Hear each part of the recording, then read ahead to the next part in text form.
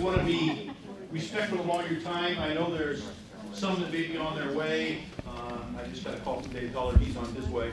So there may be some others that, for whatever reasons, are in transit. There's a few new people here today that weren't here last time, and so I'm going to go around and let them introduce themselves. And I will come to you and maybe do that. I know the newer people here. So, Amanda, if you want to introduce yourself here. Good afternoon, everyone. I'm Amanda Mueller. I work for the Army Corps of Engineers, Rock Island District. I'm the flood response engineer for the Quad City area. Great. Andy. I'm Andy Sarah from CP Rail's engineering department. I coordinate project construction and capital work. Thank you. And Michelle, you were here last time, but we recognized you in your absence. But go ahead. Oh my gosh. Michelle Magner, I'm with Mid-American Glass. We're no longer in Mississippi. We're down on Rockingham, and 2nd Street and Sturtevant, next to the city cemetery.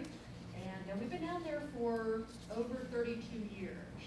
And so we struggle a lot, and I'm here to see what input I can give as a business owner. We employ 60 folks in Great. that. Well, thank you, Michelle. And and I think we're going to go right here. Ross was here before. Yeah. Yeah, so I'm Captain Christopher Gerving. I'm with the Army Corps of Engineers. Thank you. And I'm Jason Smith. I'm also with the Army Corps of Engineers, and I serve as the district's flood risk management program manager and also the Iowa Silver Jackets coordinator for the federal. great. Colonel Sadinger and who else was there last time? Dennis Hamilton, yes, we're here. They got TDY. They're out traveling, so you can see the commitment that the Corps has. They sent a cadre of additional people today to move this forward. The agenda is, again, I think ambitious, but I think there's some great information. As we talked about before, a couple of things. This isn't, one of the things I think we all have to be aware of, some that were here before and some that weren't, we need to expect unfinished business. This is a process of development, bringing information together to get things done, so we don't leave necessarily with the answer. That's going to take some time. And what I heard, and I think we'll hear more about that when we summarize this at the end today and look at next session in 2 more weeks. When I talked to Colonel Sadinger from the Corps, I've talked to Ray from NOAA and the National Weather Service. We need people, that's going to need some people to help us pull all this data together and do something with it. So we'll talk more about that as we move forward, as we go through the rest of the exercises that we'll do. We're going to start with Fred as our facilitator is going to go through a little bit of summary of what he heard and what we collected last time in your packet. You have a list of all the notes that were taken. Thanks, Samantha, who compiled all of those for us. So we've got all the notes that were turned in by everybody last time in the groups. We're going to do that. Then we're going to hear from the Corps, as the council heard last week on Tuesday, what happened, kind of an analysis of the breach and what happened there and what the city now has in place to deal with that, taking those recommendations.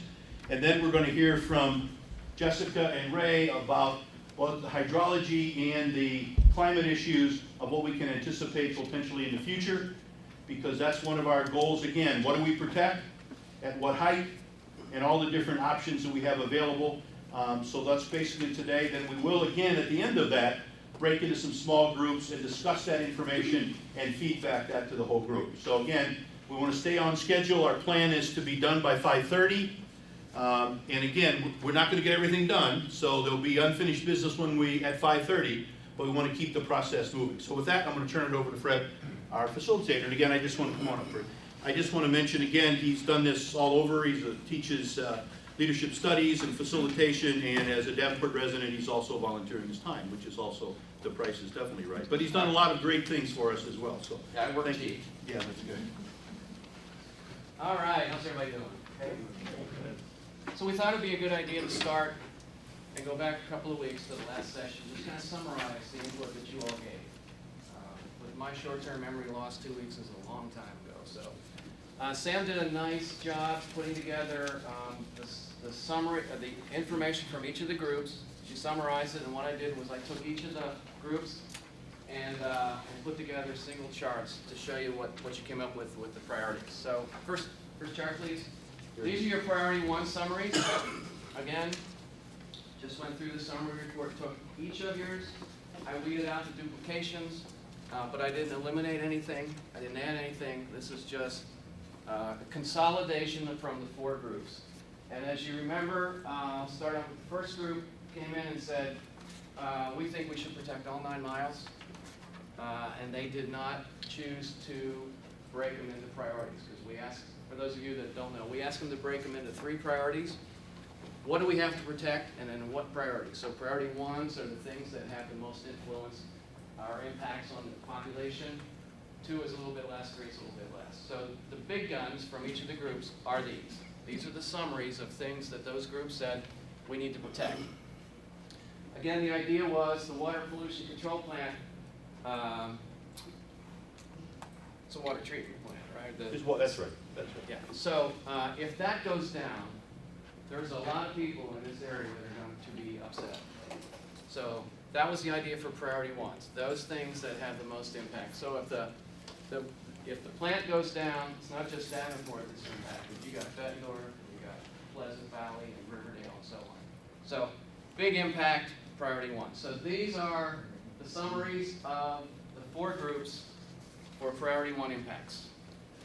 Is there anything that looks suspicious to anyone? Okay. Again, just trying to refresh our memory because, yeah, I'm just trying to remember conversations about the compost facility and Union Station. Were those 2 part of? that would have been, let's see. That was group 2. Anybody from group 2 can remember? Do you remember your discussion on compost? Yeah, what that was the fact that the water pollution control plant has residuals from the processing that has to go somewhere, and compost facility is the one that normally takes care of that material. So basically, if you lose the source of where to take that to, you could end up shutting down water pollution. Good. Thank you. Appreciate it. Anything else? Okay, next chart, please. So the priority 2s are as shown. This is where the western side really came into play. The garden and western additions, West River Drive, and also on the east side of East Village. Sam, could you go back to the first list just for a moment, please? You notice some of these are duplicated. As you see there, River Drive is on the first one, but there's some of those same things on the second one. They came up in different priorities, so you might want to look at both of those. Some of them have different streets and so forth, so as we were looking at that as the results came in. Yeah, you'll see River Drive show up in priority 3, and you see Union Stations on priority 2 as well. So there, it's also included priority 1. So there was some discussions about where the priorities lie, which is fine. Any other comments or questions on this? Okay, priority 3, please. And this is mainly where you get into the parks and docks and the recreational areas.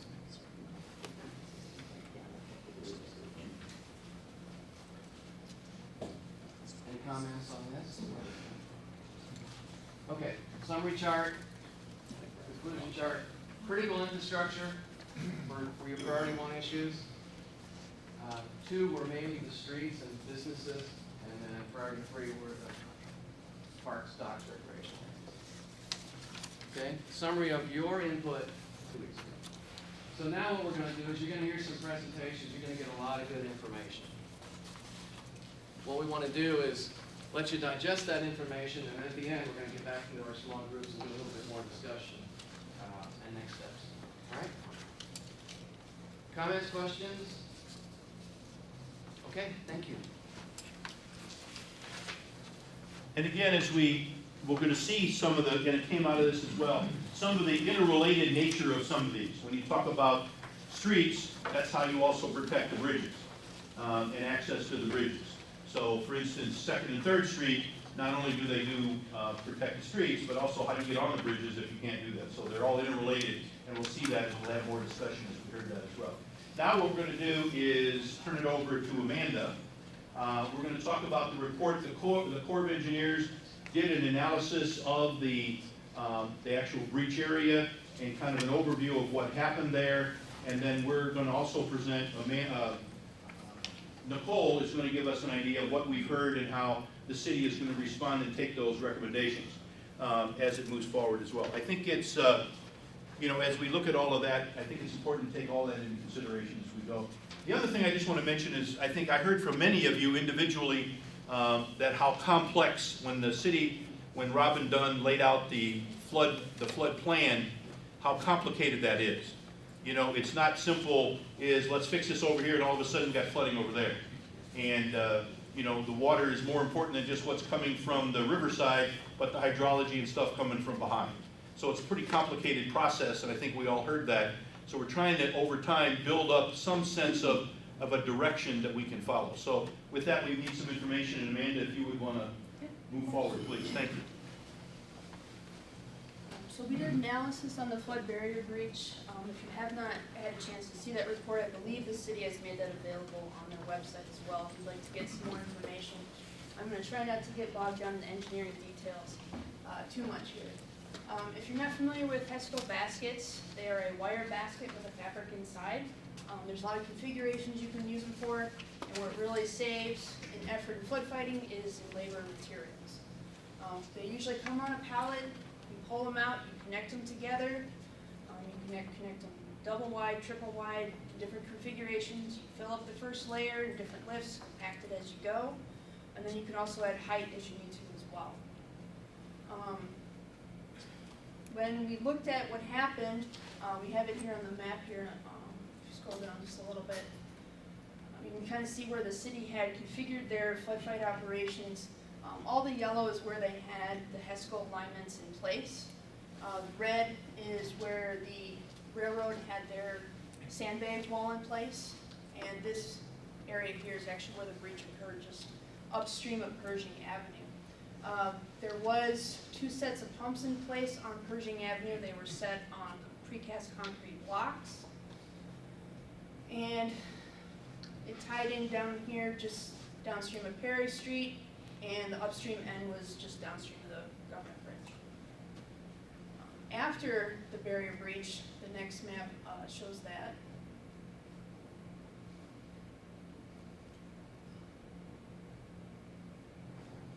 You can see the breach occurred, like I said, just upstream of Pershing Avenue, and it ended right down where you can see this, one of the pump pads was.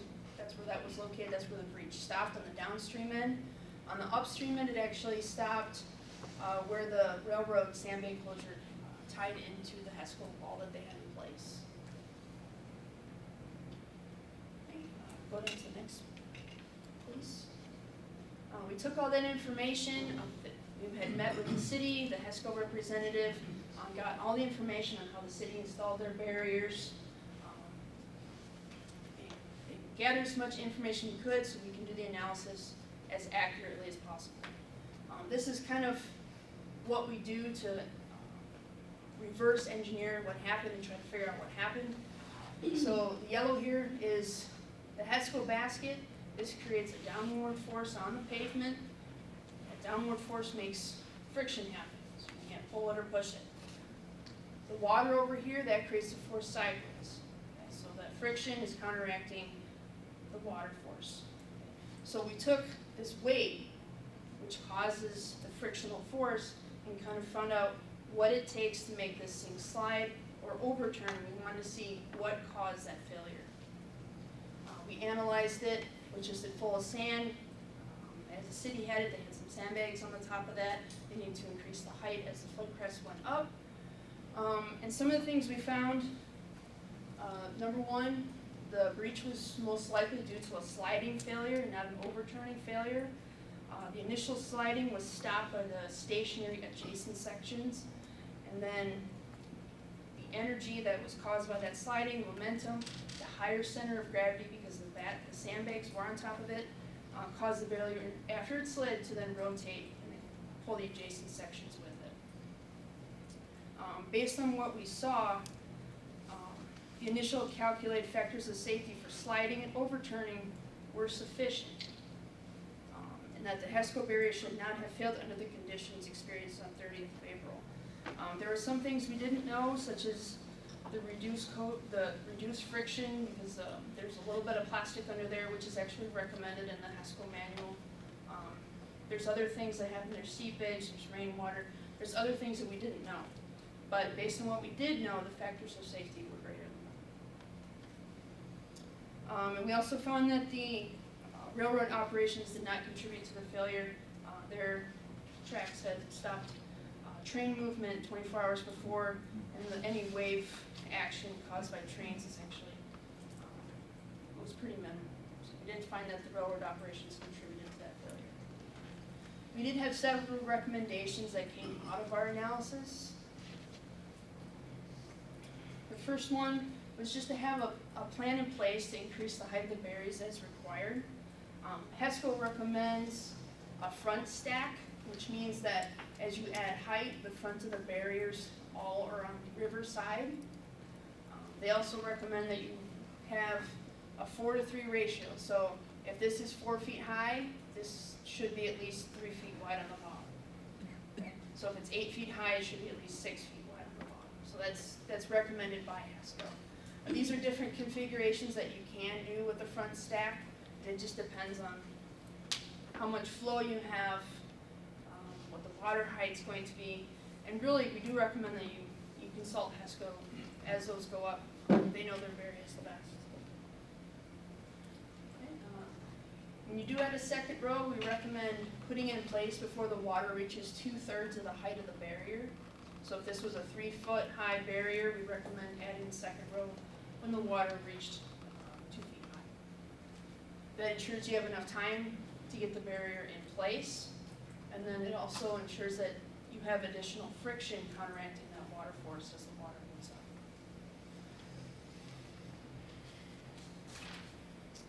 The other thing that you can do, this is something that would need to be consulted with HESCO. You can add lateral supports. As I went through and I showed you the map of where the failure occurred and the extent of where it was, it stopped at this lateral pump support, so that's a lateral support thing. And then it also stopped where there was extra support where the railroad was. So lateral forces is extra material, kind of like a second row of HESCOs, that you can put behind the barriers at certain spacing. It is an option. It's not something we'd recommend.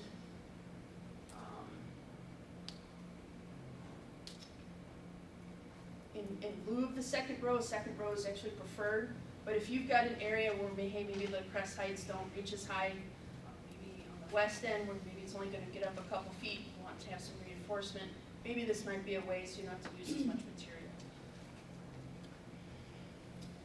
The next recommendation we had is make sure if the water's on this side to not put the plastic on the dry side. This inhibits natural seepage. Seepage through sand is natural. It relieves the pressure inside the sand. It also allows for you to see that dry side, so you can see, make sure there's enough sand in the basket to make sure there's not any stress on the basket, any movement. But if that's hidden by the plastic, you might not be able to see it. There's two different ways you can tuck the plastic under. You can tuck it under the front edge. That's recommended. It's one of the options by HESCO. It does say up to 6 inches in their manual. I think this is what I read last. The other method is to roll the plastic around the sandbag and tuck it against the front. That's another option that can be done. But again, just stopping the plastic so it doesn't inhibit this face is important. We also recommended to increase the risk communication, emergency planning, which is what we're doing here. We also recommended to utilize the HESCO representative as much as possible on your planning. Also during the flood to get technical assistance and advisory services. We also recommended to inspect the barriers after they are installed for seepage, sand loss, movement, and other signs of distress. And those frequency of inspections should go up as the water goes up on the barriers. We recommended that we pre-stage response materials such as sand, sandbags, and equipment, so you can have it there, and hopefully you can respond if there is any signs of distress. And ensure you have proper training for HESCO installation, inspection, and emergency response for all of your Department of Public Works employees. So that's kind of a general overview of what the report had gone through. If you want to see the different load cases that we did in our engineering analysis, you're more than welcome to read the memo, but I thought that might be too detailed for this meeting. With that, I'd be happy to take any questions. Other than that, I'll turn it back over. Yeah, any questions? I think one of the things we heard last week, and I don't want to put words in your mouth, but we had 2 other engineers here last week, is that, and I think Nicole's going to talk some about the recommendations as well, is that that they told us, and correct me if I'm wrong, that should have held if it hadn't slipped. And secondly, that they're to be prepared to, because you can't lock in another set of HESCOs in the middle of the river when it's water already, and to preset some. And I think Nicole heard that, and that's part of our flood plan that she's going to share now. So. Right. The engineering factors of safety were greater than 1, which means we believe the existing conditions should have held. Okay, thank you. Any initial questions? If not, maybe Nicole, if you want to come and do what we've heard from that. Thank you, Amanda, and maybe there's some more later as we talk some more about this. You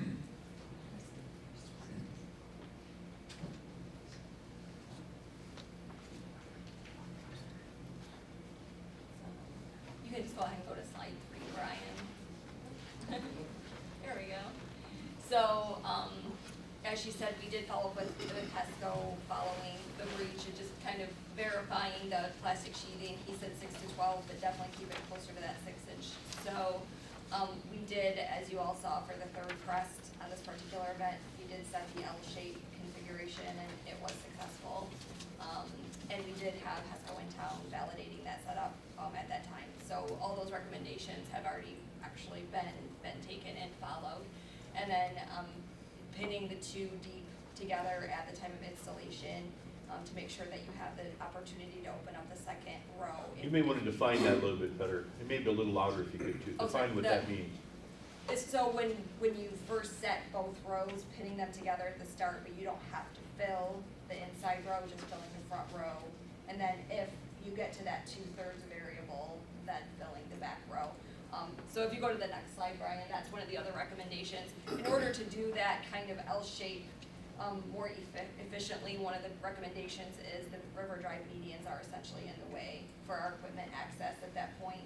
And setting it up in that L-shaped configuration with the medians will cause a longer operational setup and additional HESCO loss at each setup, just because our equipment doesn't have enough room to maneuver around without basically tearing them apart when we're taking them back down. So that is something we are continuing to look at with council. So we do train our employees, but we're going to look at more of a structured training video for the inspection and the setup. And as I said, we did have the wall on the 3rd crest inspected. So, thank you. Well, I think the question again is, so if we got a summary of that, if that sounds like a lot of whatever, gobbledygook when you think of all that stuff as you talk about it.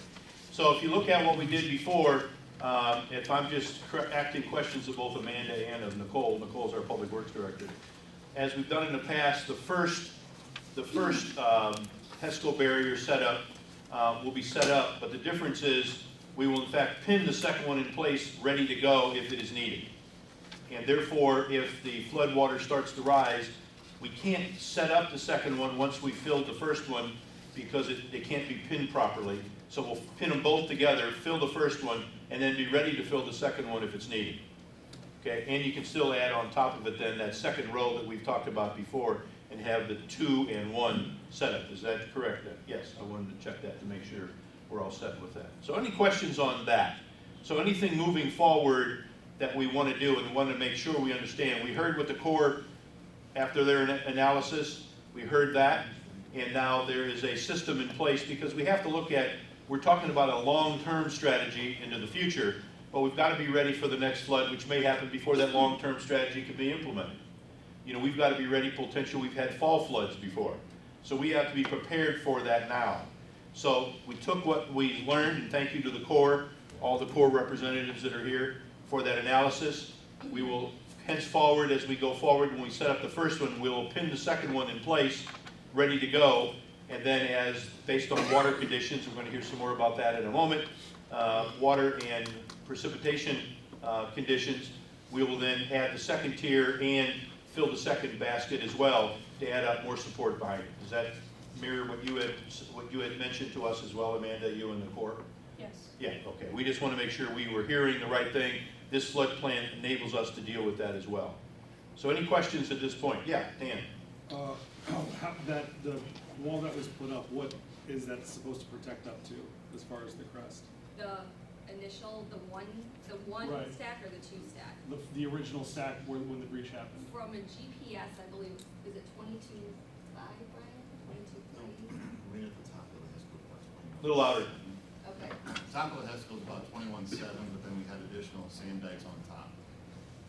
Okay, so we should have kept it to 22.5. 22.5, okay. Okay, so with the sandbags, it gets up to 22.5. What was the crest when it breached? Do we know that number? 21.7. So 21.7 was the crest when we had the breach, but the wall was supposed to protect up to 22.5. Yes. Right. So good clarification. And I think what we heard, and again, I don't want to put words in Amanda's mouth or any of the other Corps people, but the reality of this is it wasn't that it breached the top. The sliding caused that tippage that we talked about, and that enabled it to breach the top as we went forward. Am I correct there? Right, the basket slid, as far as we know, they did not overtop. Okay. Any other questions? Kyle? And then Paul. Okay, Paul, yeah, Kyle. Thank you. This is for Nicole. So, when we discussed this with the council last week, one thing I don't think we got to, and Amanda mentioned, was pre-staging response equipment. And I'm assuming that comes with it. If you see something, did we have that? And is there a plan to increase that? What's your plan? We have significant amount of equipment pre-staged as far as sandbags and just plain sand. So, for example, on the third crest, we did see pavement buckling near Front Street Brewery, and we immediately had an entire dump truck full of sandbags to dump on the area of the pavement buckling. So that has been a practice already. Where do you stage that? About half a block to a block on the side streets, just so that then the operators monitoring the flood wall can then just easily access it. Yep. And that's an interesting thing, and maybe Jessica can talk a little bit about that as well. We heard what she was saying. It wasn't that water was coming in, it was buckling up from below and pushing River Drive up in front of it. And we had to have sand ready and sandbags to push it back down so it didn't blow the street open. So it wasn't the flooding, it was water coming underneath, pushing it up. And that's why I said this is pretty complicated as we're dealing with it. It wasn't just stop the water from coming in, it was staging to do both of those things as we move forward. Yeah, Paul. So you're talking about short-term solutions, and I'm curious what's the timeline to decide on removing the barriers? The medians.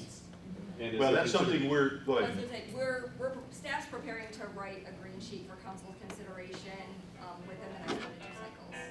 Because I know that was a major priority for the city about a decade ago to put those medians in for beautification purposes along River Drive.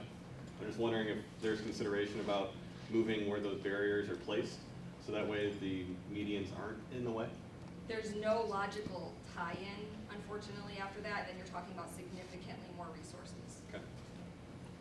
Thanks. Yeah, so what we're saying, the green sheets are all the detailed drawings, documents, and whatever, and that's not a one-shot deal. That's our typical process of 6 readings, meaning 6 weeks of discussion. So if there's other ways, we'll obviously look at that. But again, as our process is, we have a committee of the whole meeting, present the possibility of removing those, then there's a council meeting, and that happens 3 times over 6 weeks. That might just be one, for the plans and specifications, it would be one meeting, and then Yeah. the actual action would be a second. But Yeah. Yeah. Yes, when it's a new ordinance, it would take the time, but the plans and specifications may do it. Yeah, Dave. I want to follow up on Paul's question, Nicole. Please explain why the barriers have to be placed where they were placed last time, and why the city doesn't feel that it's important to place the barriers in such a way that would protect River Drive and keep what is a state road open and flowing at all times. So regardless to do that, it would require an extensive maybe tens of millions of dollars gates and things like that on the sewer system. Because at that point, there'd be so many places you'd have to pump from that you would never keep up with it. So the way where it's placed now is the optimal location for the fewest number of pumps to get it back over the water that's coming up through the catch basins and whatnot back into the river. So as soon as you talk about starting to move that barrier, the temporary barrier, you're talking about a lot more resources as far as pumping and that extra activity that we likely don't have at this point. And also, Dave, that's why this is on the list of priorities in the future. If that's in it, what's the long way to handle that, putting the flood protection on the south side of River Drive instead of the north side? That's one of the items on the list that we'll have to prioritize and look at solutions to deal with. Because right now, even that will take more effort than we can do before potentially a next flood comes. That becomes part of a large solution that's going to take us some more time to do the analysis of. Does that help? I understand. It certainly seems to me, it seems to a lot of people, that one of government's primary responsibilities ought to be making sure that all of the infrastructure is protected and working. And a state road, a major thoroughfare like River Drive, would, at least to me, qualify as a major piece of infrastructure. I think we all agree that's why it's one of the top priorities. Yeah, Kathy. Has DOT been asked to come to our meeting here, or, because it is a... Well, they'll be involved as we move with any of the other decisions down the road, sure. Okay. Yeah. Yeah, Michelle. I'm from the West End, so I don't know anything about downtown here, but my simple question is, what is this barrier protecting? There's a lot of questions about it. I know you can make it happen. I know you can use these HESCOs and make them better. But what are we protecting? I see the part one summary would be the water pollution, the propane, Thomas Valley, Arsenal Island, Centennial Bridge, Postal Service. If I'm not mistaken, none of that's in that area. So what are we protecting with that HESCO barrier? That was a big part of what the discussions were at the first meeting, where we broke that down into different groups. The idea is initially trying to get people on and off the Centennial and the Arsenal bridges, because keep that transportation over across the rivers at that point. And this location where that's at will help with that. Yes, exactly. That's the main cause of that. And by protecting 2nd Street and 3rd Street, it has a residual effect of protecting the areas on the southeast part of downtown. Okay? But one of the things I think is important, and it came up with a number of things I think the group Paul was in as well, that doesn't mean we don't think about the rest of the 9 miles. There's a variety of ways, and we're going to have to come up with a variety of solutions to deal with that as we move forward. Yes, Miriam? Yeah, I don't want to keep going to the back of the same thing, but Nicole, could you explain why, again, what is on the other side of River Drive that has to, in other words, again, today's question about putting the HESCOs where we did instead of on the other side of River Drive, you're saying that there are other sewer lines and things there that would then, is that what you're saying? Yeah. That we so- couldn't keep up with? Okay. Exactly, so right now, as it currently stands, we have several areas that we pump that are adjacent where we know that the river water backs up through the catch basins and whatnot. That would increase significantly any place we would move it. It would also double, triple, quadruple the length of the flood wall due to the tie-in points. Okay. So, And we may want to turn over, I don't know, Amanda or Jessica as hydrologists and engineers. Does that make sense a little bit as we talk about that? I'm looking at you first, so. I'm but- more at the river levels. Pardon me? But if you're talking about like the plumbing essentially, that might go to someone else. Okay. But what maybe it is for Amanda then, obviously, there's water that comes up against the wall, there's water that goes underneath, and the sewers. Maybe, does that help maybe enlighten a little bit about that? Does that make sense? I mean, what the city says sounds accurate. I mean, if you can't keep up with the pumping, you're going to flood the inside of the barriers from interior drainage.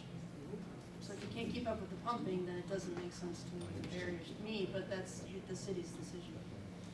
Dan? You talked about hooking in the baskets to make it double stacked, if needed. What is, if needed, what is the crest, where does the crest have to get to in order to add that second stack? So per the Corps' recommendation, that photo that showed the 2/3 level, so that would be, so once it was going to be projected to be 2/3 on the first basket, we would be anticipating that and setting up for the second. 2/3 is what height? So we would be 18 inches short of, so like 20. roughly, so if it was a project of 20, we would add a second layer. Is that something that we can count on from going forward? Yeah, that's like exactly what we did for the third test, yes. And that'll be standard operating procedures moving Correct. forward. Yep. It'll be queued, and we still haven't finally, I don't think, locked in on an exact number of height, river level heights, but once we lock in on that, we'll let everybody know, and you'll know that that second level and the filled second basket will happen at that point. I just wanna make sure I can go to the business owners who are in the line of fire and say, you can watch the projections, and that you can count on if it gets to this point, these are the steps that are gonna be taken. I just don't wanna keep it vague. Yeah. You know what I mean? Yeah, we're all in agreement, Brian and Nicole, with that. We will definitely let you know exactly what the height levels are when that key clicks in on the details. Rick's been involved in that, I know in other areas, Alderman Dunn. There's certain areas where certain things happen at a certain river height, and I think that's what we would attempt to do here as well, correct? Yeah, okay? Your Honor. Yes, sir. Question for the Corps. The length of the flood did not have anything to do with the HESCO failure. I mean, normally, a normal spring flood, you ramp up to the crest and you ramp back down. Here we're talking about over 90 days, because we also had a failure downstream in Burlington. So that length of time that they were subjected to water, did that have something to do with it? Well, the length of the crest doesn't impact the forces that act on the basket. The things that it can impact are maybe the condition of the pavement underneath, the things that are speculative, things that you can't quantify, without a really detailed analysis. So I can't speak to how the conditions were under the basket. I think some of your colleagues mentioned that potentially with the length may in fact get wet, make the the sand get wet, and may have compromised some of it as well, that length of time. They just speculated as one possibility there as well. Yeah, there's possibilities out there, but exactly what could have happened, there's a lot of guesses. I might comment, Your Honor, in the time that I've been on the commission, I've done an extensive study of the riverfront from when the city was chartered in 1836. About 80% of the city's flooding comes from storm sewer backup. It's not overland flooding. And that's because over the years, the city has reclaimed islands and marshes and mud flats along its entire 9 miles that used to belong to the river. And that's why you see different parts of River Drive flooded at different heights, because that's the elevation where the river itself is at, and it comes back to the storm sewers. And that's true above the dam, because the Corps put in large tunnels because of the height of the river that the dam created when it went into operation in 1934. And that's true south of the dam, where it just backs up through the storm sewers when it reaches a certain height. So that's again part of the thing we talk about, the complication. I think Dan's mentioned it a couple of times. We were on a couple of situations that we were on together and talking about what we learned, how complicated this is. It's not simple keeping the wall out at this level, but making sure that we don't create a situation that brings water up from underneath and floods it from the underside is part of it as well. And I just think it's important to share, again, I don't want to overstate this, but in my role as co-chair of the Mississippi Rivers and Cities and Towns Initiative, there were 30 breaches along the Mississippi with the length of the flood. So it wasn't just one situation. This was ones literally went all the way up and down the river. And I talked to one of my mayor friends in Louisiana, and he said, we had a breach. The Mississippi now in our area is 7 miles wide.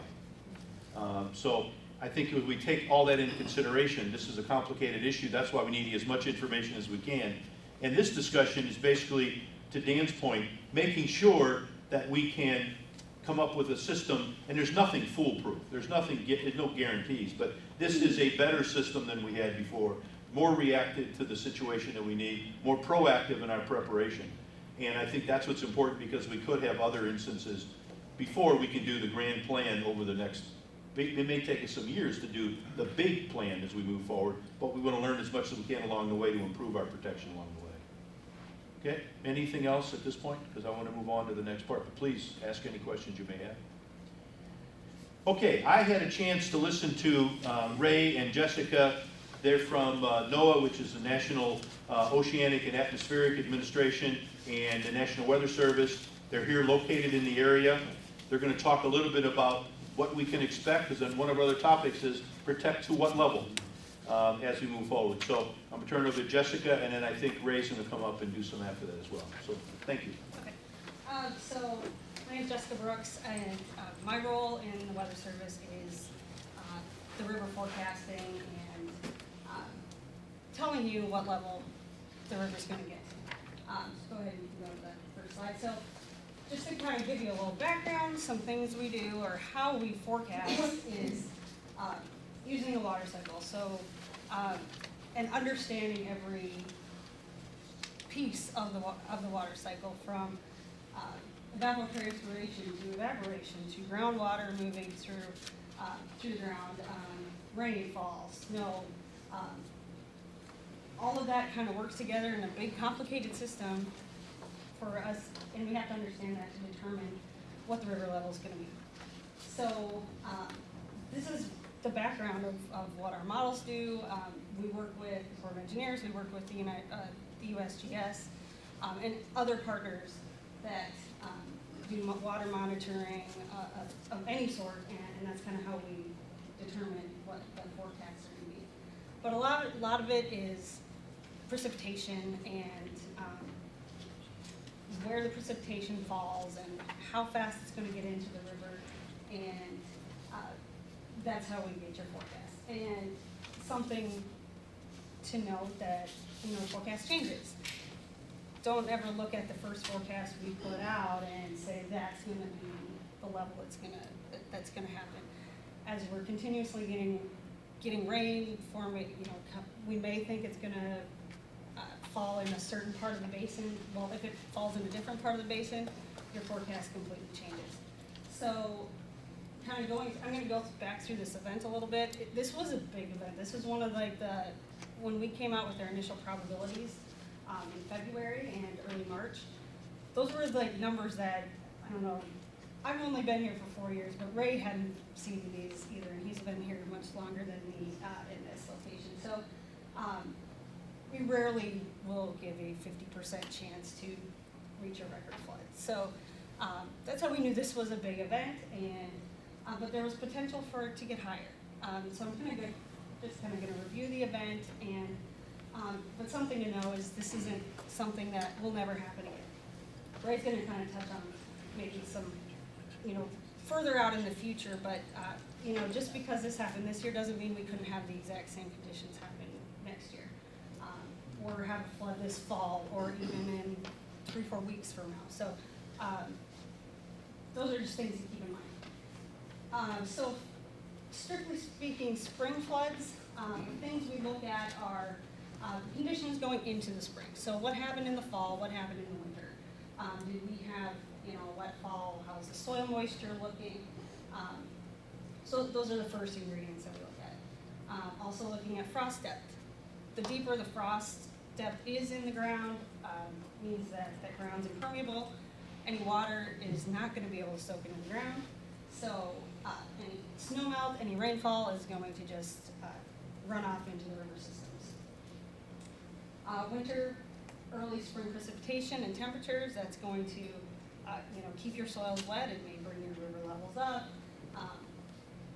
And then looking at snowpack, how much snow, it is not only in the local area, but you have to consider the entire basin. So this image has the entire upper Mississippi River Basin, the dot is us here. So we have to look what fell all the way up into north central Minnesota and see how that's gonna melt and how that's gonna make its way here and through our area. So that's looking at the rate of snow melt, and then, as I said, the current river conditions. Is the river high? Do we have ice all over the river? Are we going to get ice jamming to cause more complications on the forecast? And then, lastly, our spring weather. What are our temperatures going to look like? Are we expecting a wet spring? Is it going to be dry? All of these things go together to give you the forecast that we give you in the spring. So we'll head to the next slide. So this year was kind of a perfect storm of everything. We went into winter after having a very wet fall. We had flooding in September, October. So our river levels were high going into the winter. Our soils were saturated going into the winter. So when you have saturated soils and they freeze in there, your soils are going to be saturated when you come out of the winter months and your soils thaw. We did have lots of ice jamming across the area, so our tributary rivers had ice jams causing higher river levels on those rivers. So as your tribs are higher, that means you're having excessive flow coming into the Mississippi. We had abundant snow, so as parts of Minnesota and Wisconsin had over 300% of their normal snowfall going into the spring months. Our frost was quite deep because we had some pretty extreme cold weather in January or February. And then we did have a period of some drier weather, but May was extremely wet. In the Midwest, we had the third wettest month in history as we've been keeping data. So all this kind of came together to bring us the flood that we got this year. So go ahead to the next slide. I'm just going to show you some images of this. So these are images from the USGS. Essentially on the left side, that's each line is a gauge in the upper Mississippi River Basin. Anything green, teal, blue, black are above normal values. So January, February, March, pretty much every location across the basin is running at above normal levels. And then this is just a like image, it's just another way of showing how above normal we were for the whole basin as a whole. So that it's more going to be more of the tributaries rather than the Mississippi itself. Let's go ahead to the next one. I talked about the abundant snowpack. This is just one image from March 7th. This is when our updated flood outlook came out. This is the one that came out that we had a 50% chance of record flood. So this is showing the water equivalent in the snow. So we have every area that's in this light pink color here is 4 to 6 inches of water sitting on the ground. So think of it as getting a 4 to 6 inch rainfall over that entire area. That is a lot of water sitting on the ground. The yellow, orange, you had areas in the watershed that had up to 10 inches of water sitting in your snow. So that point we're looking at what is the potential for this to, what is the timing going to be essentially of this all getting into the river? Is it going to melt gradually and gradually get into the river system, or is it going to come out at once? If it all comes out at once, we have really big problems ahead of us. So go ahead to the next one. Again, I was talking about the soil saturation. Left image, this is on the 6th of March, showing pretty much the entire area here was saturated. So that dark green between the 99s, that area is telling us, all that area, if we get any rain, any snow melt in that area, it's pretty much coming on pavement and going to run right into rivers. It's not going to soak into the ground at all. And then this right image is the percent of normal for precipitation that fell between in the winter months. So from the 1st of December to February 28th. So you see there's a very large area that had in excess of 175% of normal. So a lot of precipitation. So go to the next slide. Then as I said, with May was really wet. This is just about the May precipitation, showing that while the entire central Midwest area was much above normal for precipitation, but we were 122nd out of 125 years of data. That was the state as a whole in Iowa, how we ranked. So, and then I guess I did have one more to say. So those factors all led to what we had, but it seriously could have been worse. We had a very favorable snowmelt. If I would have had one image in between here, it would show how the snow melted kind of in, we had one tier melt and then the next tier melt and then the rest. So if we would have had, so remember what happened, or if you're not aware of what happened over western Iowa, eastern Nebraska this year, and we had a very strong storm system come through, a lot of rain, a lot of very warm weather accompanied that. we were kind of lucky that that kind of went across Iowa and northern Illinois into southern Wisconsin. If that would have tracked further north, we may have seen some of that snow melt faster and gotten more of that water to come into into Mississippi at one time instead of tragedy. So that was one factor that helped it from being worse than it was. And then also we did have kind of a drier period, late March to April, when the first crest came through. So if we would have been wetter at that point, that would have just kept our levels up higher. So that's kind of a background on what happened, what could happen again. But those are the kind of ingredients we need to see what ended up happening this year. So Ray got some stuff. Jessica, thank you. Thank you very much.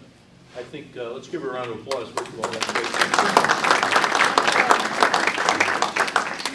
This is just, I took this from the Corps' webpage. They keep the archive data. We don't keep the archive of all the data, but this is just a trace of where the river went from the beginning of March through today. So there you can see the three distinct crests on there, and noticing how high we were for how long. And the third crest, one thing that I did want to mention was the first two were, we had snow melt that we were dealing with on both the first and second crest.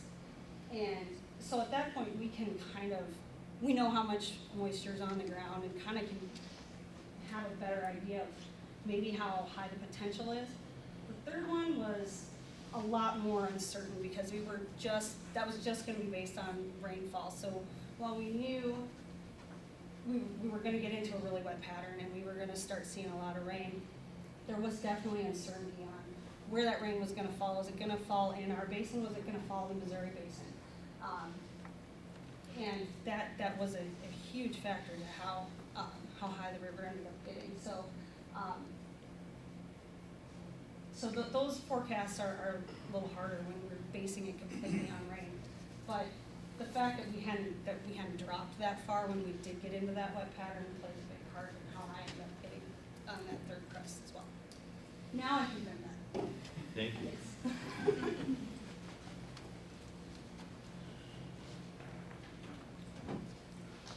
Ray, if it's possible, I don't want to pressure you, but about 20 minutes or so, if you can do that. All right, Great. let's see how quick we can do. One thing about a weather service talk, there'll be no shortage of bars, charts, and graphs. So what I wanted to do, Jessica laid out what the ingredients are for flooding around here on the Mississippi. And I want to start out by taking a look backwards at the data to see what kind of trends we've seen in the past here to kind of lay the foundation for what we might see in the future. So on this graph here on the bottom, this temperature data goes back to 1895, and you can see the temperature on the y-axis here.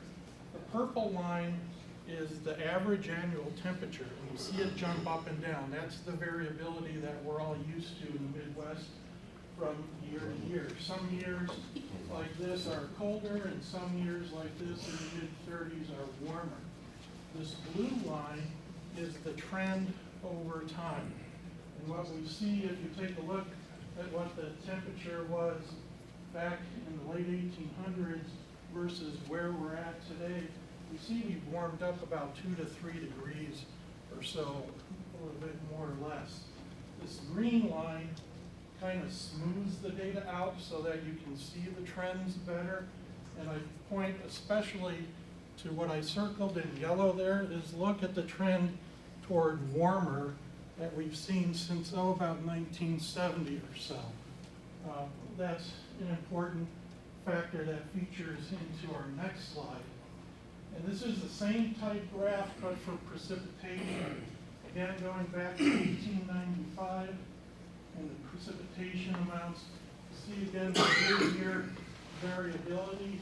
Folks will recognize this. It's 1988 here, the drought year that impacted agriculture. But what we see is an upward trend. The blue line is upward on the order of about 1/3 of an inch per decade, which is pretty astounding from a climatological perspective.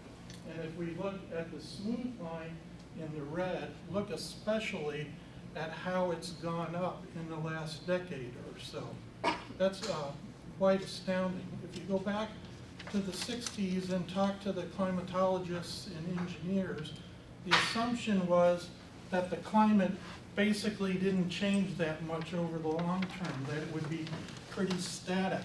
And a lot of the planning that went on at the time assumed that climate was essentially static. Well, what we're learning here is that in fact it's changing, and in climate terms actually changing rather quickly.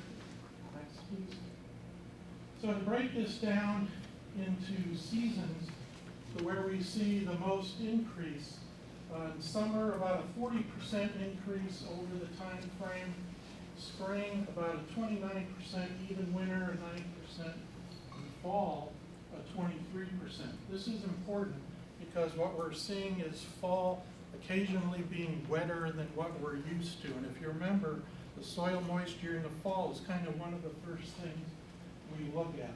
But what we know is it doesn't take a whole lot of extra precipitation to cause a big increase in flow. I saw some data from St. Louis, the Mississippi Basin above St. Louis. Over time, the amount of precipitation has increased by about 9%. But the flow past St. Louis in the river has increased 28%. So a little bit of rain doesn't mean a little bit of more water in the river. It can mean more than a little bit and perhaps a lot. So what's also important is not just how much falls over the year, but how much we see at one time. And this graph shows the percent increase in various regions in the United States of what we call extreme precipitation events. These are the top 1% of rainfall events, which around here, a 1% event is about 3 1/3 inches on an hourly basis, or close to 7 inches on a daily basis. So we're seeing these extreme events are increasing rather significantly across our area. What's important is if we get the Camelot rain, you know, the 1 inch a week, like they say we need for our yards, that's great because a lot of that soaks in and goes down deep into the ground and then comes out into the river in the base flow. But when you get these heavy precipitation events, you get a lot more runoff and the rivers rise a lot more rapidly. And in fact, this is a consideration for any type of protection measures the city takes, and you have the pumps in place to be ready for the water that comes down the hill behind the basin. And we've seen an increase in those kind of events. And I think back of one, several years, maybe 15 years ago, that hit the west side of Black Hawk Creek, flooded and kind of shut down that end of the city. My wife used to teach at St. Nels, and I'm looking at Kelly Grubbs because I think she taught 1 or 2 of your kids. It shut down that part of town, at least for the day. So those extreme events, even when the Mississippi River isn't flooded, from an urban standpoint, can be very impactful. So snowfall, well, with a warming climate, you would expect there to be less snow, and in many respects there is. Most of the decrease in snow has come on the transition seasons. We're seeing a shorter season with snow on the ground. So not as much in the fall and not as much in the spring, but at least in the short term, what's interesting is as the atmosphere warms, it can hold more moisture. So farther south, it warms enough that people who used to get snow now get rain. But farther north, in the upper part of the basin, instead of getting modest snow events because the atmosphere has more moisture, you actually get bigger snow events. So that's what the graph here on the right in green shows, that the amount of snow cover and snow in the spring across North America is decreasing, and in the winter it's increasing. And this North America data pretty well represents the Mississippi Basin from here northward. Next, please. So stream flow, we take a look at, and I'm using USGS data from Clinton. It's just as good as if it were taken out our front door here. And we go back, their data set actually goes back well into the 1800s, and there's the discharge on the left. And we look, again, year-to-year variability. We're all used to seeing that on the river. There's some years when flows are low, and that's problematic for barge transportation. And then there are years when flow is higher, and a lot of variability in there, but the trend over the period is upward. And I believe this is in line with what we've observed here, especially in recent years. So where are we this year?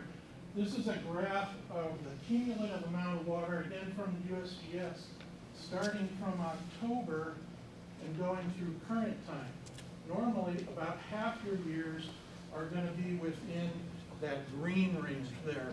And we see the red line on the bottom, I believe, is from 1934, and the blue line up here is from the late 1800s. But look at where the black line is for 2019. We're already, I think the data is through June. We're probably getting pretty close to being past the record for this location for the period of time we have data available. So a lot of water coming by the river, which ties to not only the height that we saw, but the duration we experienced. And this table might be a little bit hard to read, but we looked at, Jessica worked with the Corps and put together this table of consecutive flood days so we could all gloat over what we lived through this year with 96 days. But if you look at the top 10, 6 of the top 10 have occurred in this century. And the other 4 that didn't occur in the century, one occurred way back in 1880s. That must have been quite a year at that time. 2 of them occurred in 1993, which was a huge duration, but kind of a two-pronged event. And then the other one occurred in 1965, which again is one of the historic flood events that we recognize around here. So now comes the dicey part. It's hard to look in the future and not have a conversation about climate change. And I understand climate change is a very politically charged issue. It's not politically charged amongst the scientists that research climate. The agreement on these, where we are headed climate-wise is pervasive in the climate community. 97% of the climate scientists believe our climate is warming. It's due to man's contribution largely, and it will continue to warm through the end of the century. So science-wise, which I'm presenting here for you all to make policy recommendations, there's no debate here. Where there is room for some interesting discussion is kind of how much warmer and how much wetter, because that becomes not a climate issue, it becomes a societal issue. And this graph shows the amount of greenhouse gases, particularly carbon, in the atmosphere in the blue line so far. And then you see 3 lines, the red, yellow, and green. And what those are different projections based on what society might choose to do in how they manage greenhouse gases. And I'm not prescribing any action on what to do, but what the climate scientists do is with their model is they run these different scenarios and then hand that information off to the policymakers so that they can see the range of possible outcomes. As it stands now, we are on a line for, or in line for the following the red line, the fossil fuel intensive one. You see the green line is what the Paris Agreement was aiming for. So you see different possible scenarios for the long term. In the long term, we kind of have 2 time scales here, and the mayor hinted at that. We have the time scale of what can we do today in the next year or 2, but if you start getting into big dollar projects, permanent or not permanent, or moving neighborhoods or businesses or whatnot. You're looking at longer-term investment. And it's important to know what the river is gonna be like at the time scale of those long-term investments. Next, please. So what we do is look at some of these projections, and for example here, for temperatures by the middle of the century, by about 2050, across North America, you see the Arctic area is actually warmed faster than we do. But in our area, we're looking at somewhere warming, depending on which one of the scenarios you take, on the order of 4 to 6 degrees. And again, a warmer atmosphere holds more moisture and allows us to get more heavy rain events. And in terms of precipitation, this is toward the end of the century, and it's broken down by season. And the season is important for how it affects the river, because we talked about the fall precipitation and the winter snowmelt. And we see in the fall, pretty neutral for us in the fall, but we see our winter and springs in the green colors look to be increasing by the end of the century on the order of 10 to 20% or so. Again, remember, a little bit of precipitation goes a long way to rising river levels. Specifically, if we take a look at where we might be in spring in the middle of the 21st century, we could see as much as a 15% increase over the entire basin from here northward. So more water to deal with. And then looking at these extreme events, we see we have the middle part of the century on the left, the latter half of the century on the right. We see, regardless of your time frame, or the low emission scenario or the high emission scenario, somewhere again on a 10 to 20% increase in those extreme precipitation events. So where we are today, we are moving up the scale of more precipitation, more rainfall events coming in heavier amounts at one time. Next. So to kind of summarize, warmer, wetter, more heavy rain events, less snow, more stream flow. Next.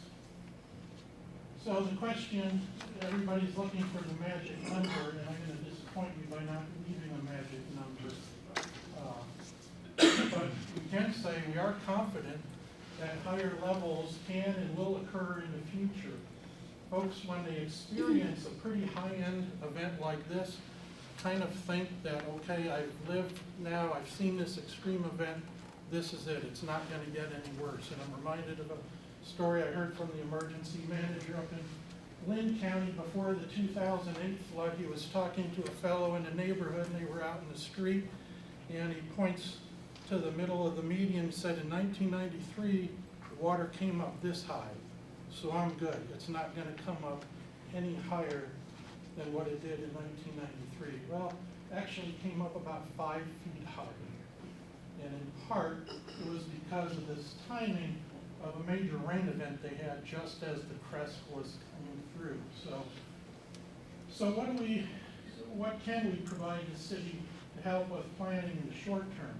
Well, this is actually the text products that Jessica mentioned from back in the February and March time frame of what we looked at. And the outlook showed a potential 27.5 feet. Go to the next slide, please. This is a little bit easier to view. What I have on the bottom is the likelihood that the river will get at least this high. So there's a 95% chance that it'll hit 20 feet.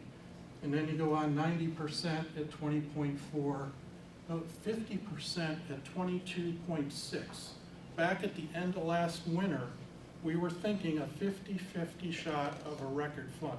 That's one of the most astounding forecasts of weather, water, climate that I've seen in my career.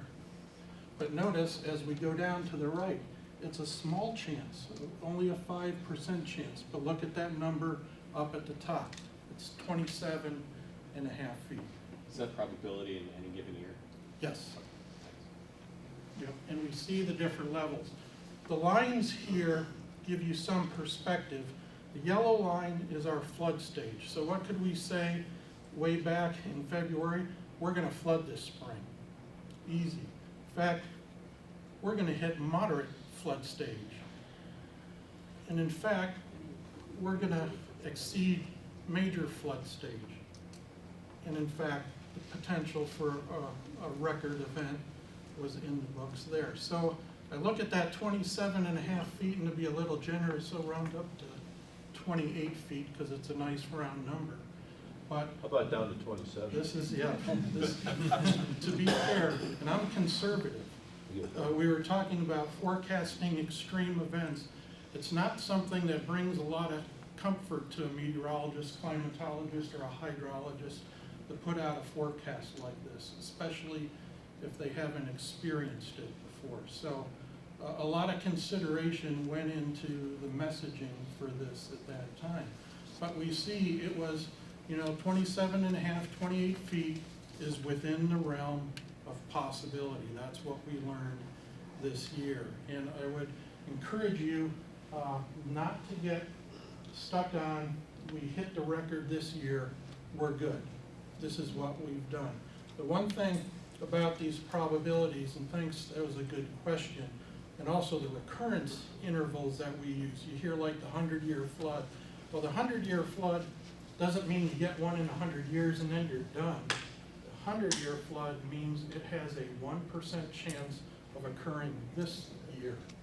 And just because it occurred this year doesn't mean that it can't occur next year. So those are some of the important points I think you want to pull out of this detail. Next. So, Couple of questions. 15 years ago, Please go. 15 years ago, would you have thought you would have ever seen this projection?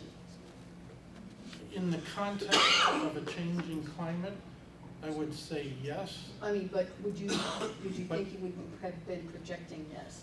I would say at some time. What did surprise me is this is happening sooner Okay. than I think a lot of us thought the impacts would be happening. Yes? Your colleague used the phrase earlier that this year was almost a perfect storm, but really it seems like that's a gazillion miles from true. And the fact is, there is a likelihood of this happening every other year, or a 50% chance that's gonna happen every year, a 75% chance that it happens every 2 years. It depends. This forecast is based on the conditions that Jessica talked about for this year.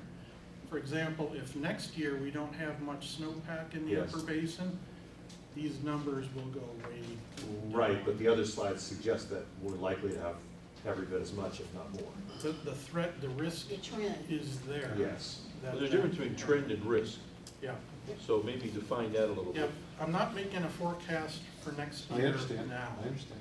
Yeah, just to clarify, what Paul's question was, these numbers are for 2019 and 2019 only, is that correct? Yeah, that's Thank you. Yeah, this exactly is right. gonna be different every year, these numbers Yeah. are Right. different. But This what- was based on the conditions that were occurring on March 7th, Yeah. that we saw. So, And- essentially what, our This is point not on this is multi-years. that Yeah. there were conditions that we were seeing in our models that were saying the river could potentially reach 27.5 feet. Yeah. And to say that that's not an improbable occurrence. I mean, it's 5%, but there's people that would say that that's never gonna happen. And if, as I said before, if the snowmelt would have happened much differently, we could have easily seen higher levels than occurred. Right. But yeah, you're not gonna see a potential for 27.5 feet every year, but you may see these trends kind of increase if you look at a trend as a whole. Right, as Jessica pointed out in one of her last slides, not all the ingredients lined up for flood this year. That's where this kind of, had those ingredients lined up and it would have been the perfect storm, then we're in this part of the curve. And that's, next. So to kind of summarize, some things that have been done, what I think we would recommend, and I know I'm quickly pointing toward the Corps or others, But there has been a formal study done between the Weather Service and the Corps and some other partners in the Ohio River Basin, looking at the long-term climate impacts on the entire basin in terms of their reservoir operations, environmental impacts, flow levels, and whatnot. And I'm certainly not going to speak for everybody who is or is not in the room that will do that in the future, but it has been done, and I think it's important to know that that's out there. But, and this is where we quickly move out of the Weather Service lane, because you start, having a level is one thing, but you have all these other questions. What's the cost of protecting to these different heights? What does the community desire? What sort of adaptation options are available that folks can look at? So this really kind of ends up, you might think you're walking away with sort of a number, but really I think I'm leaving more questions. And for the last slide, I listened just last week to America Waterways. They sponsored Steve Buon, who's our hydrologist up at our River Forecast Center, and he had a great quote that I think is important to kind of step back and think big picture now. We've been focusing on a lot of detail, but step back and think big picture. He said, remember, the system, the structural system we're working with was built in the 30s or 70s, back when we thought the climate was stationary and unchanging. But we're changing the rules of the game, so where are we going to be in the future? And a Corps General Michael Walsh, very interesting speaker, really stressed the importance of taking a whole basin approach, because what people do upstream impacts us, and what we do here impacts people downstream, and in fact even across the river. And his suggestion was do things differently in the future, because what we've done in the past worked well for the rules of the game in the past, but might not work well for the rules of the game in the future. And with that, hopefully I left you a little bit of time to work Sure, with. sure. Well, thank you for that. I think,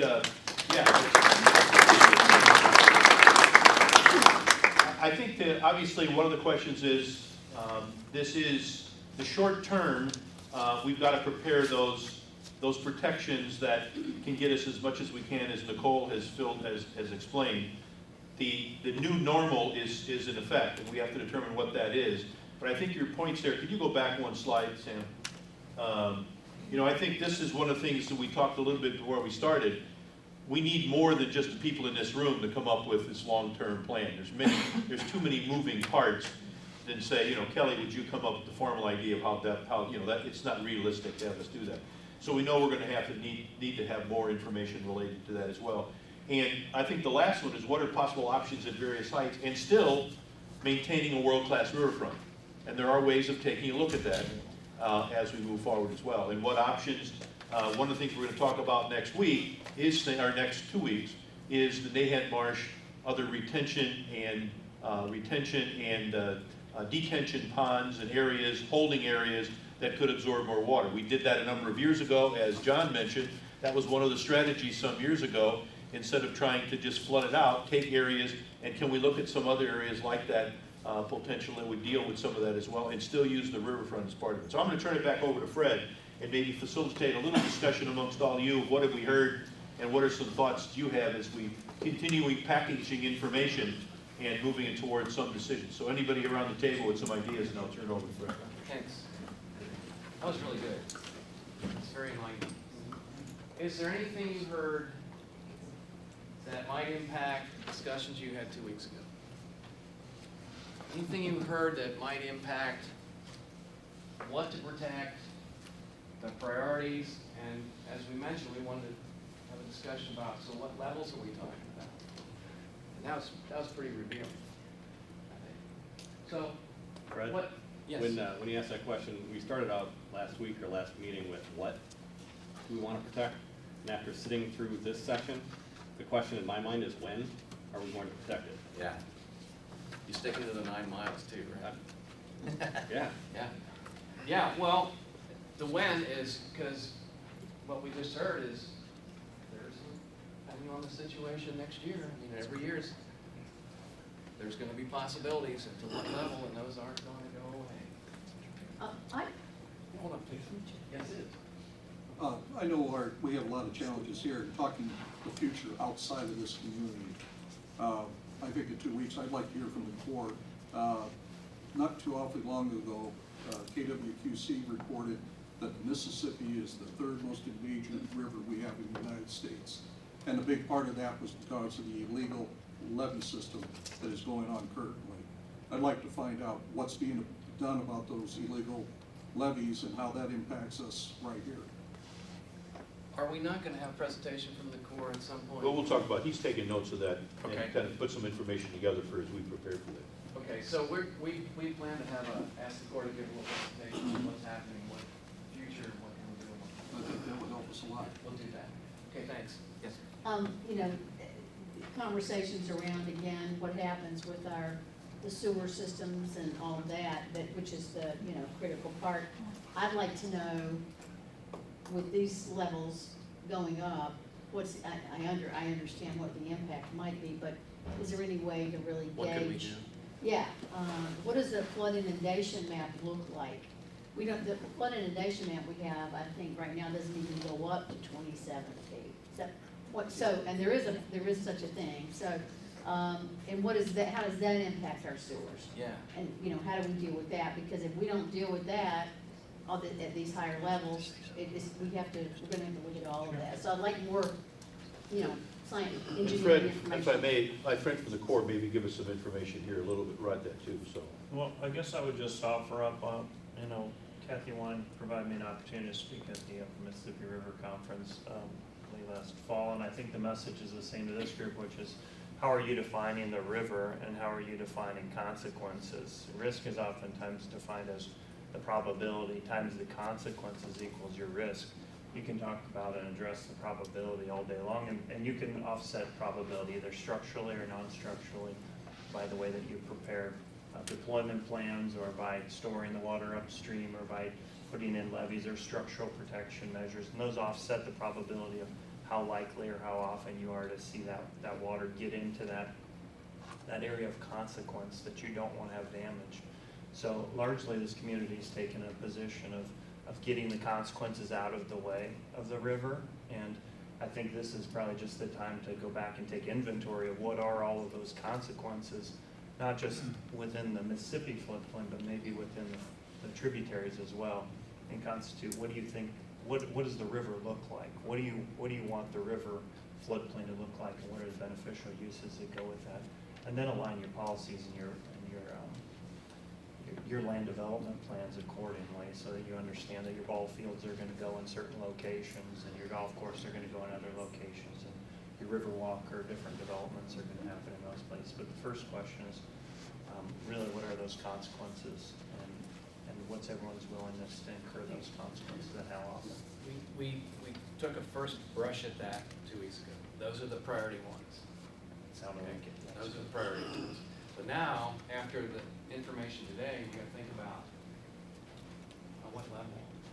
Because I don't know about you, what was in my mind wasn't quite that, right? So. I think you brought up a good point, Austin, as well, is that, I get the chance to be in a lot of meetings, some with the generals you've talked about, with the Corps in DC, with the Mississippi Rivers Group, but it's not something we do alone in a vacuum either.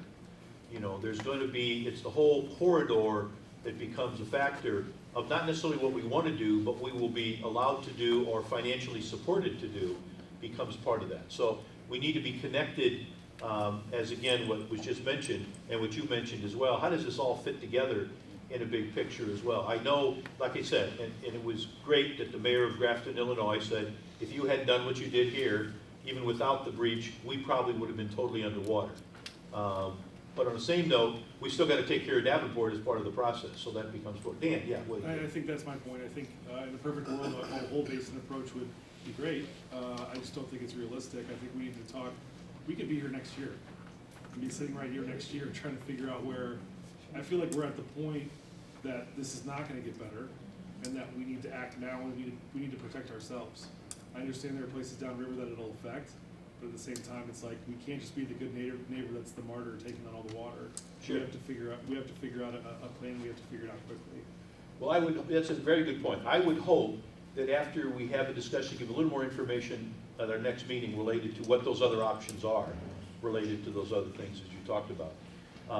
Then we come up with a plan to engage somebody to do it, because we can't move fast enough. I think that's what Ray just said as well. We've got to get somebody to come in and lay out a plan to tie all that together. And I would think this group would be involved with what do we want to do, and now let's some experts as a group to come up with recommendations that we then can review as we move forward to move this along. Because you're right, if we're doing it, we'll be sitting here forever alone. But we need some people, and again, I'm open to more dialogue related to that, but I think we need to have some, beyond just city staff or beyond just, obviously the Corps would be involved, but having somebody that actually does this and looks at a riverfront and ties it all together. So I think that's one of the things and ultimately you need to you as a group with us need to make a recommendation, because the council will need to be the ones that have to go out for an RFP and get somebody to do that and find the funding to be able to do the study. And then subsequently, as was said in Ray's slide, then how do we come up with a long-term plan? I think it sounds like that was a recommendation. It's kind of what you were saying. That's kind of what we need to do. I've heard that from Colonel Sadinger as well. They don't have all the answers by themselves either. With the Corps, they can definitely be integrally involved in it, but we need to come together as a group of them. So I didn't mean to cut off the dialogue, though. Anybody else have anything to add to today of what we've heard? Pretty amazing stuff. Yeah, John. When the Corps makes its presentation, I hope they'll refer to the levels in the 2003 flood frequency study on the upper Mississippi, because according to those numbers, we haven't even reached the 1% here in the Quad Cities yet. So I guess just to be clear, I mean, is this group interested in the relationship with the watershed and the entire Mississippi River main stem, or are you interested in its relation to right here in Davenport? Because we could look at all different tributaries and aspects of the Mississippi River, and the levee raise issues of My question down in is Missouri and other just places. focused here at Lock It Down 15. Okay. And what the 1%, the 0.5%, and the 0.2% floods are. Because based on those numbers from that study, we haven't reached the 1% yet. And I would just add, I would say maybe asking you and Colonel Sadinger and the team, as well as, how does that interrelate to, even though we look at our own areas, how does that interrelate to what resources are going to be available to pull this off? I mean, that's the other one, is if we're trying to do a total outlier with the whole Mississippi River corridor, the government funding isn't going to be there, and this has a lot of zeros to it to do what we're talking about. And that doesn't mean we don't want to do it, but we need to be strategic as how we do this as well. So I think identifying what we want to do and protecting the community, we got to do the best we can tomorrow, next week, and whatever, and continue to look at that. And maybe what we heard, we revisit even more, the temporary plans as we move forward. But at the same note, we need to make sure we have a long-term strategy that, and again, long-term doesn't mean, I think we need to determine, what does that mean? You know, what does it take to implement this kind of a system that protects us and make sure that we can still hopefully play a part in the whole corridor, but make sure it protects us as well. Does that make sense, Dan? I mean, I know you represent that, I mean, for all of you. Fred, so I'm interested in any information that is relevant so we protect our riverfront. So I don't think it's an either or, but I'm really trying to stress a level of urgency that we have to provide certainty to our community. Iowa City and Cedar Rapids didn't wait for a holistic approach to their watershed or to their river basin. I know that they probably would have loved that, but they acted swiftly. They're in the process of making those adjustments right now. As a result of it, you've seen tremendous economic development in Coralville along the river, in Cedar Rapids along the river where they had devastation. I think we need that type of swift movement so we can protect the $500 million worth of investment we've made over the last 20 years and see that double. Get more. And get more. If we wait for some holistic approach, we're not going to see that. I'm curious, and this is more directed at the council members that are here, if the council has dedicated any funds or has offered anything in their budget to hire that consultant or to develop that RFP, so that way when we're done with this task force, that it leads to something. I'm concerned at this point in time that we're meeting to meet, we're going to have a conversation, and I'm just curious, then what? And how fast can we get there? Well, I don't want to speak for all my colleagues, but I would think, the thought is moving that forward, I would think some recommendations after the final meeting. The third meeting that we have to get a little, the additional information stuff from the core that we talked about. And again, finding the, I've heard that there are some funding sources to find out, funding forces that may help us do that long-term study as well. So move that as quickly as possible as well. But so I don't think there's any situation trying to delay the process here in any way. But it's I think we're all finding it's a lot more complicated than we thought it was 3 weeks ago, maybe. And at the same note, we got to come up with creative and thoughtful processes to maybe make this happen. And knowing that we're all concerned that we don't want to have a further disaster and move forward quickly to make that happen.